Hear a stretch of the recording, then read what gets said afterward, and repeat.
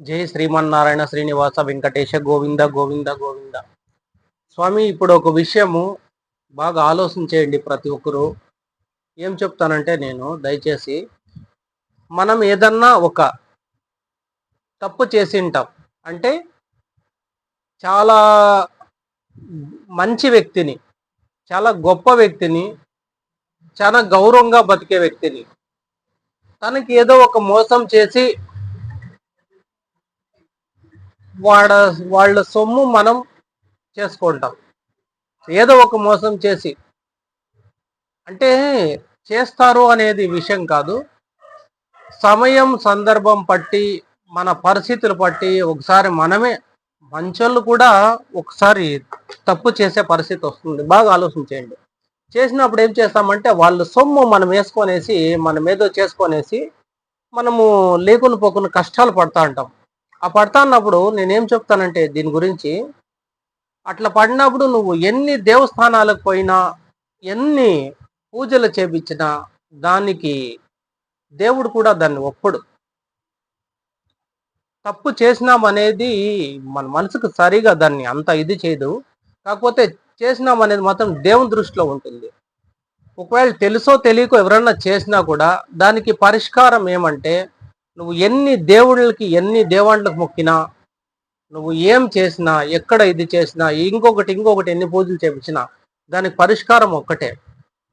తన దగ్గరికి, నువ్వెవరికి తప్పు చేసినావో తన దగ్గరికి వెళ్ళి, నేను ఎట్లో ఆ రోజు తెలుసో తెలియకో నీ సొమ్ము ఆశపడినా, నీ సొమ్ము నేను నా సొంతం చేసుకున్నా, నేను తప్పు చేసేసినాను, సరే అయిపోయింది, నన్ను క్షమించు దయచేసి.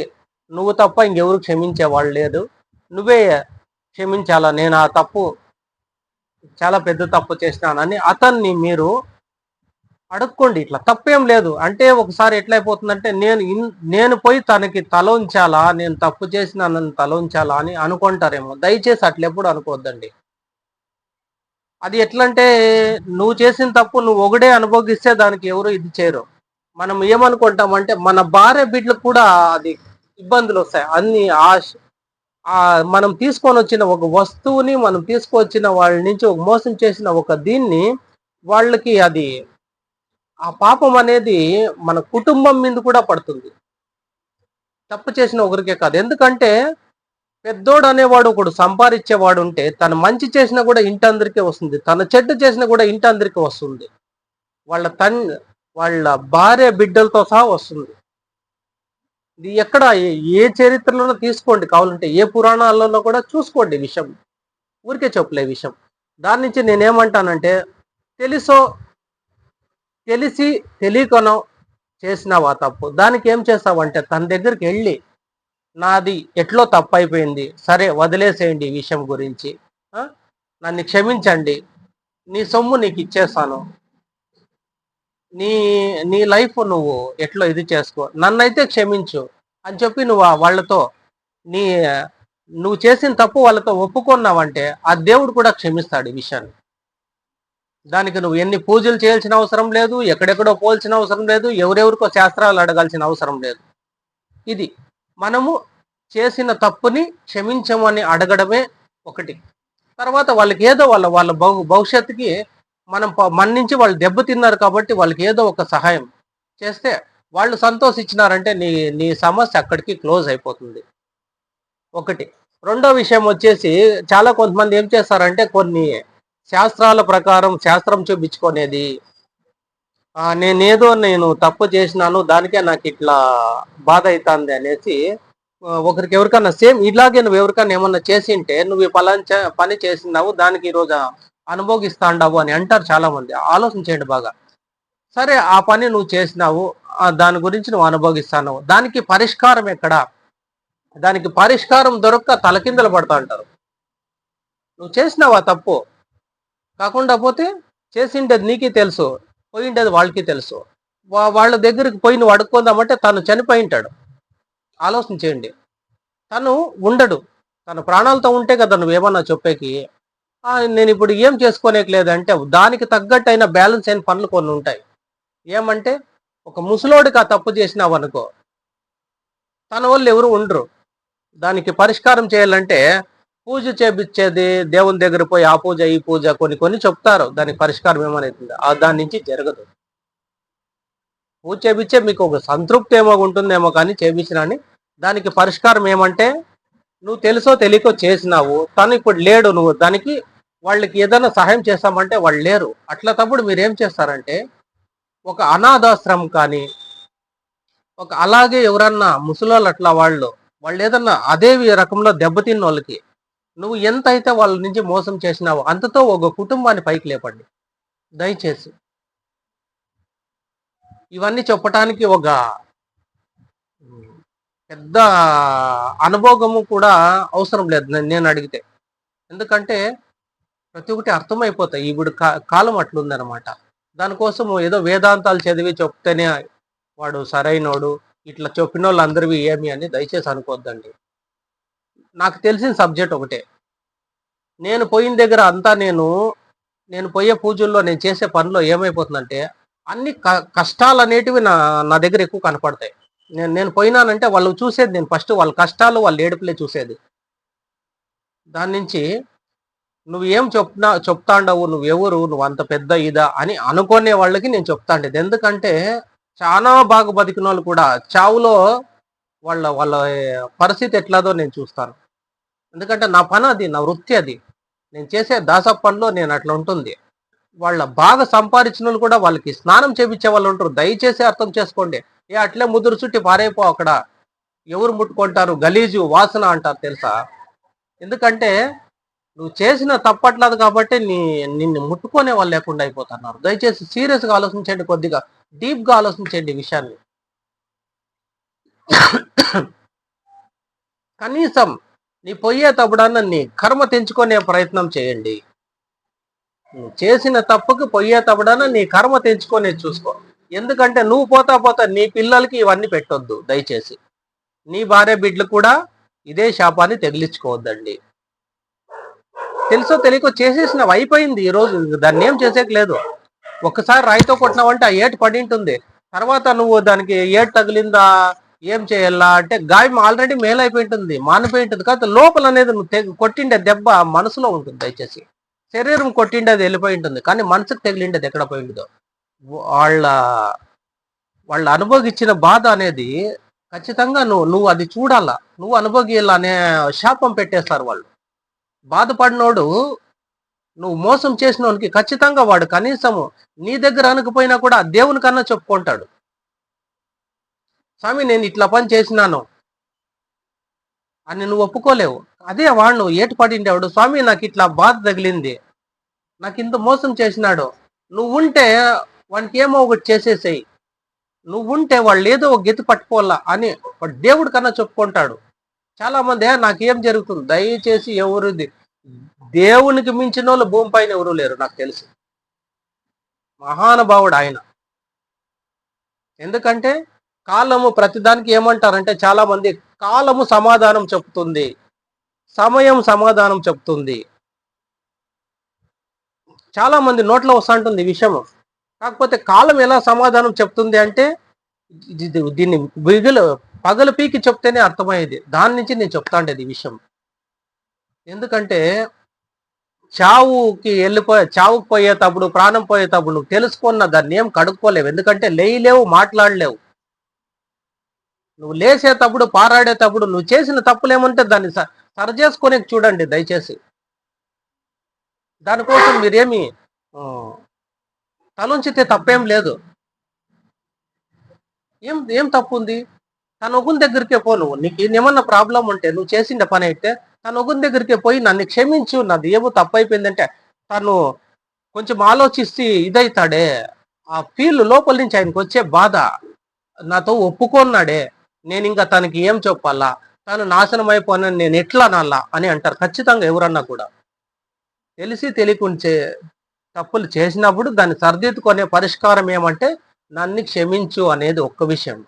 నీ నుంచి నువ్వు ఎంత చెడిపోయినావో నేను దానికి తగ్గట్టుగా ఏదో ఒక బ్యాలెన్స్ చేసి నీకు ఒక లైఫ్ ఇస్తాను.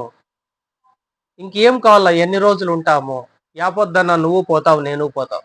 పోయేటప్పుడు కూడా ఈ రుణం ఎందుకు ఎత్తుకుపోతావు అనేది ఒకటి ఆలోచించేయండి. ఇంకా ఒక విషయము, ముందు వీడియోలో కూడా ఒక విషయం చెప్తున్నాను. ఏమంటే కర్మ ఫలితం కర్మ ఫలితం ఖచ్చితంగా దాని విలువ ఏమనేది నలుగురికి తెలుస్తుంది అని చెప్తున్నాను. అది ఎట్లా అంటే, నువ్వు ఎవరికన్నా అప్పు చేసి నువ్వు ఒక ఎట్లా అది 1,00,000, 2,00,000, 10 రూపాయల, 10,000, అది అది వేరే కథ. కాకపోతే నువ్వు వాని సమయానికి తగ్గట్టుగా డబ్బుకు విలువ ఉంటుంది. దయచేసి ఒక్క రూపాయి కూడా వారికి ప్రాణం తీసేటప్పుడు ₹1 గ్లాసులో నీళ్లు తాగితే ప్రాణం మిగులుతుంది. ప్రాణం పోయేటప్పుడు అదే ఒక గ్లాసులో ఏదన్నా ఇంకోటి ఏమన్నా తాగితే ప్రాణం పోతుంది. దయచేసి అంతే, అంత ఒక గ్లాస్తోనే పోల్చండి. ఒక్క రూపాయిని ఒక గ్లాస్తో పోల్చండి. అది మంచి అయినా చెడ్డ అయినా దయచేసి. దాని గురించి నేనేం చెప్తానంటే, అయ్యేదయింది, పోయేది పోయింది. ఈ రోజు నుంచి తనకు నేను చేసింది ఒక ₹10,000 నష్టం చేసినాను, ₹10,000 వారి నుంచి దోచుకున్నానంటే ఆ ₹10,000 10 సంవత్సరాలకి ఎంత అవుతుంది? చిన్న క్యాలిక్యులేషన్. దాని వడ్డీతో అది ఇది కలుపుకుంటే 10 సంవత్సరాలకి ₹10,000 కనీసం 10 లక్షలు అవుతుంది. చిన్న ఎగ్జాంపుల్ నేను చెప్తాండే. అదే ₹10,00,000 ఈ రోజు తన కష్టంలో ఉండేవానికి తను ₹10,000 నువ్వు దోచుకోను 10 లక్షలు తనకి ఇచ్చినావంటే తను సంతోషపడతాడు. తనకు నీకు పెట్టిన శాపాలన్నీ వదిలేస్తాడు తను. అర్థం చేసుకోండి ప్రతి ఒక్కరు. అట్లా ప్రతిదానికి ఒక పరిష్కారం ఇది చేయండి. ఎప్పుడన్నా కూడా మనకు మనమే ఎదుక్కోవచ్చు ప్రతిదీ. అన్నిటికీ ఒకరితో చెప్పించుకునే అవసరం కూడా లేదు. నీకు నువ్వు ఎదుక్కో. నువ్వు తప్పు చేసినావు, పో అడుక్కో. నేను తప్పు చేసినాను, ఆ రోజు నిన్ను నేను చెడిపేసినాను, నువ్వు చెడిపోయినావు. దాని నుంచి ఈ పొద్దు దాన్ని నా పెండ్లాం బిడ్డలకి ఇది రుద్దొద్దండి. ఏమన్నా నా వరకే చాలు, నేను అనుభవించిండే చాలు, ఇంతవరకు మేమంతా అనుభవించిండే చాలు, ఇంక మా పెండ్లాం బిడ్డలకి ఇవన్నీ రానియద్దు అని చెప్పేసి ప్రతి ఒక్కరు తెలుసుకొని వాళ్ళ దగ్గర ఒక క్షమాపణ అడగండి. వాళ్ళకి ఏదన్నా వాళ్ళ నుంచి మీరు ఎంత దోచుకున్నారు దానికి ఒక 10 రెట్లు ఇచ్చినారంటే అది క్లియర్. ఆ మహానుభావుని విషయంలో అది స్టాండర్డ్ విషయం నేను చెప్తా ఉండేది. ఒక వీడియో చేసినానంటే దానికి ఏమంటే నేను ఏదో చేసినానని మాత్రం దయచేసి నా మనసులో అట్లా ఉండదు. దానికి వివరించి నలుగురు తెలియచేయాల. మీరు తెలుసుకుంటే మీ ఇష్టం, తెలియకోకుంటే మీ ఇష్టం. దానికి తర్వాత మీ ఇష్టం. అదంతా చెప్పేది ఒకటే నా ఇది. తర్వాత మీరు ఆలోచన చేసుకోండి. ఎందుకంటే కొన్ని కడుపు కాలిన సమస్యలు, కడుపు కాలిన పరిస్థితులు కొన్ని చూస్తూ ఉంటారు. వాళ్ళ అన్నోళ్ళంట బాగా దోచేసినారంట, బాగా మోసం చేసినారంట, ఈ పొద్దు తను వదిలేసినారంట, ఎవరు తను పట్టించుకోలేకలేదంటే దాని పరిష్కారం చూడండి. సో పోనీ బాగుపడిండేవాడు ఏమన్నా ఇప్పుడు చూసాక బాగుండొచ్చు, కానీ తన చావులో మాత్రం ఖచ్చితంగా అది కనపడుతుంది. తన బతుకులో తర్వాత ఏమరా ఏట్ల మీద ఎట్లా పడతా ఉంటే ఏమరా నేనేం చేసిందనరా నీకు నువ్వే ఆలోచన చేశాను, నేను పలానాడికి మోసం చేసిన దానికే నాకు ఇది వస్తుంది అని నీకు నువ్వే క్యాలిక్యులేషన్ చేసుకోవాలి. ఇంకొకరు థర్డ్ వ్యక్తి వచ్చి నీకు చెప్పాల్సిన అవసరం లేదు. ఆ మహానుభావునికి నీకు తెలుసు ఆ విషయం, మోసం చేసిన వాళ్ళకి నీకు తెలుసు. దాన్ని దాపెట్టుకునేది ఏముంది? దానికి పరిష్కారం ఎందుకు? పరిష్కారం ఇదే. నేను చెప్పినాను కదా, తప్పైపోయింది, నీ సొమ్ము నేను వేసుకున్నా, తర్వాత ఏమైనా అప్పుడు బాగున్నా, ఇప్పుడు నేను దెబ్బతిన్నా. లేకుంటే నా దగ్గర అన్నీ ఉండాయి, నాకు ఆరోగ్యం బాగాలేదు, అన్నీ బాగుండాయి, నాకు ఒక పరిస్థితి చాలా మనశ్శాంతి లేదు, ఏం చేయాలో అర్థమవుతా ఉండదు. నువ్వు దేవస్థానం పోయి దేవుని ముక్కున్న దేవుడు కూడా నేను క్షమించుడు ఈ విషయాల్లో. దానికి ఒక్కటే పరిష్కారం, నువ్వు ఎక్కడ తప్పు చేసినావు అక్కడే దాన్ని సరి చేసుకో. ఏతో మొదలు పెట్టినావు ఏ దగ్గరికే వచ్చి సరిచే ఏని నేను ఏని ఇట్లా రాస్తాను అంటే అది ఆ పొద్దు రాసినావు కాబట్టి అట్లా అయిపోయింది. దాన్ని మళ్ళీ ఇప్పుడు అది ఏనే తుడిచేసి నీట్గా ఏ అనేది ఎట్లుంటుంది అట్లే రాయి. ప్రతి ఒక్కటి పాఠమే, భవిష్యత్తులో ఇంకేం పెద్ద విషయం ఏం కాదు. కాకపోతే కొన్ని తెలుస్తాయి, కొన్ని తెలియకపోతాయి. కొన్ని తెలిసినా కూడా నేను చెప్పుకుంటే నా పెద్ద స్థాయి ఎక్కడ దెబ్బతింటుందని ఆలోచిస్తారు. దయచేసి ఆలోచించేద్దండి. నువ్వు ఎవరిని మాట్లాడద్దు. నువ్వు ఎవరినైనా క్షమాపణ కోరాలనుకున్నావంటే నువ్వు చేసిన తప్పుకి ఒకటే పరిష్కారం, దేవుని దగ్గరికి పో, దండం పెట్టుకో, స్వామి నేను ఆ రోజు నేను తప్పు చేసినాను, దానికి వాడు దెబ్బతిన్నాడు, వాడు దెబ్బతిన్న తర్వాత ఏం జరిగింది పాపం, ఈ పొద్దు వాడు ఇట్లా అయిపోయినాడు, వాడేదో అయిపోయినాడు, ఈ పొద్దు నేనన్నా బాగున్నానంటే నాకు దాన్ని తగ్గట్టుగా వెళ్ళిపోతాను. నా కొడుకు చూస్తే ఇట్లా పనిచేసా, నా కూతురు చూస్తే ఇట్లా పనిచేసా, నా ఆస్తి చూస్తే ఇంకో దగ్గర వెళ్ళిపోయా, అన్ని పోయినా కూడా ఇంకా ఉండే, కాకపోతే మనశ్శాంతి లేదు స్వామి నాకు అని నువ్వు ఎన్ని శాస్త్రాలు అడిగిన అవసరం లేదు. నీ దగ్గర నువ్వు ఇంకొకరితో పోయి నువ్వు శాస్త్రం అడగాల్సింది అవసరమే లేదు. ఆ మహానుభావుని సరిగా నువ్వు పూర్తిగా మనశ్శాంతిగా మహానుభావుని చూసే కూడా నీకు శక్తి ఉండదు. ఎందుకంటే మనసు సరిగా ఉండదు, మనసు దెబ్బతిని ఉంటుంది, మనసు గాయమైపోయి ఉంటుంది.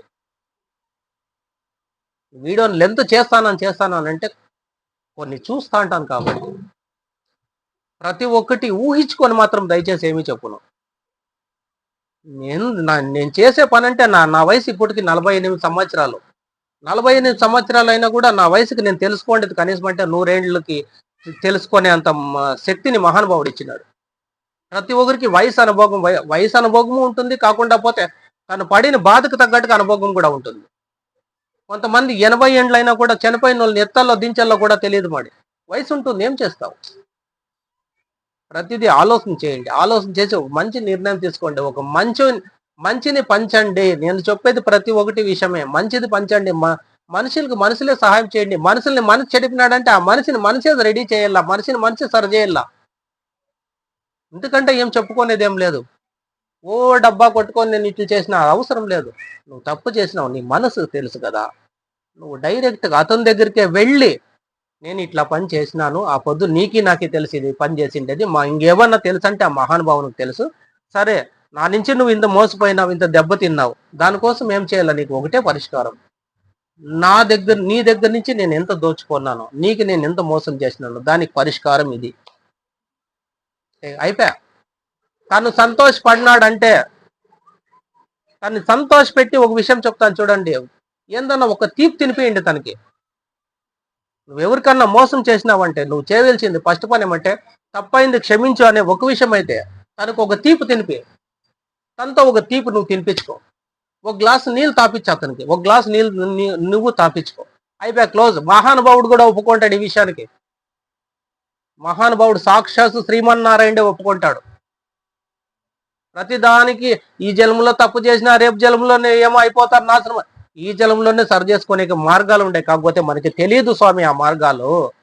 ఆ మార్గాల్లో నడిచే వాళ్ళు లేరు. దానికోసమే ఒక చిన్న నాకు తెలిసిన, నా వయసుకు తగ్గట్టుగా, నా కష్టం తగ్గట్టుగా, నేను చూసిన తగ్గట్టుగా నలుగురికి తెలియజేస్తానంతే విషయాలు. మీరు నిర్ణయాలు తీసుకుంటారో లేదో మీ ఇష్టం. అది కడుక్కోవాలనుకుంటే కడుక్కోవచ్చు, లేకుంటే ఎంగిల్ చేత్తో అట్లే ఉంటానంటే అంతే. అది గట్టిగా అయిపోతుంది. ఎప్పటికన్నా కడుక్కోవాల్సింది తప్పదు.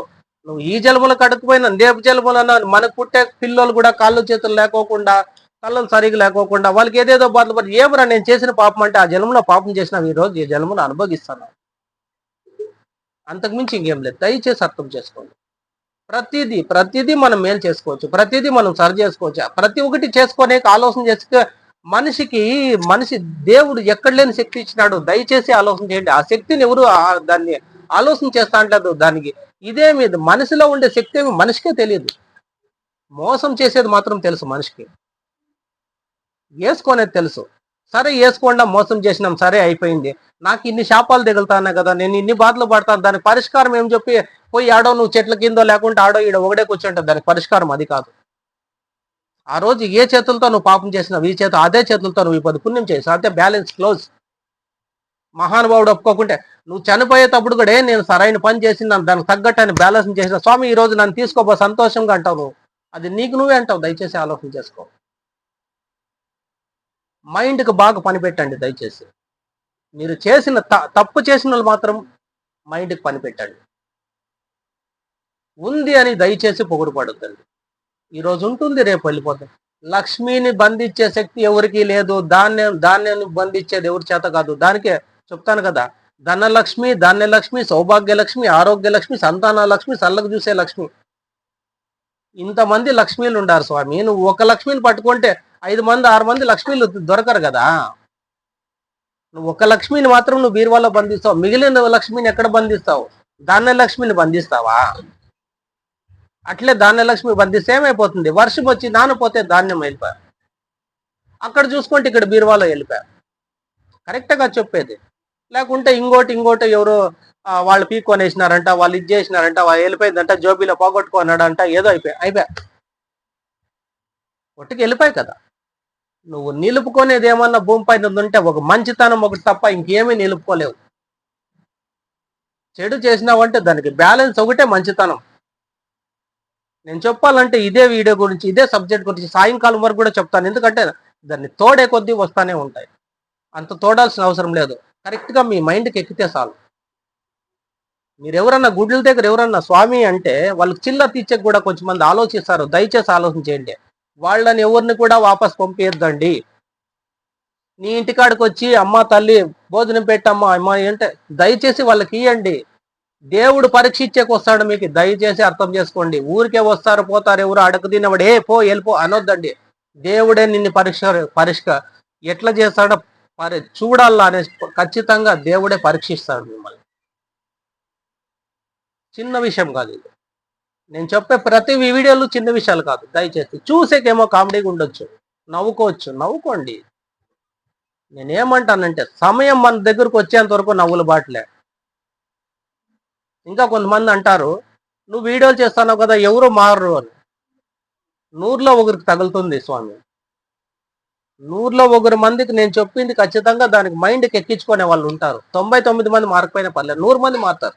ఆ 100 మంది నుంచి కనీసం సమాజం బాగుపడుతుందనే తప్ప నా ఇంటికి ఏదో వస్తుందనో, నా బండికి పెట్రోల్ వేపిస్తారనో, నా సెల్ రీఛార్జ్ చేస్తారనో నేనేం అనుకోలేదు. దయచేసి అట్లా ఆశలు కూడా లేవు నాకు. నేను ఒక్కటే, ఆ మహానుభావుడు నాకు వృత్తి ఇచ్చినాడు, ఆ వృత్తిలో చేసుకుంటా, అంతకుమించి నాకు అవసరం లేదు. ప్రతి ఒక్కరు అర్థం చేసుకుంటారని ఆ మహానుభావుని ఆశీర్వాదంతో ఆయన నీటిలో ప్రతి ఒక్కరు చల్లగుండాలంటే చేయాల్సిన పనులు ఏంటో అవే నేను చెప్పేది. ఆ మహానుభావుని ఆశీర్వాదంతో ప్రతి ఒక్కరు చల్లగుండేది. సతీ పతి పశువుకాలతో నిన్ను 100 ఏళ్ళు అవుతా ఆనందంగా ఆరోగ్యంగా మనశాంతిగా జీవించి కుమారులు కలిగి వంశాలు పెరిగి మీ క్షణక్షణం మీ ఆయన ఆశీర్వాదంతో మీరందరూ చల్లగా జీవించేలా కాపాడరా తల్లిదండ్రులరా. శ్రీనివాస వెంకటేశ లక్ష్మీనారాయణ కష్ట నివారణ అఖిలాండ కోటి బ్రహ్మాండ నాయక గోవింద గోవింద గోవింద.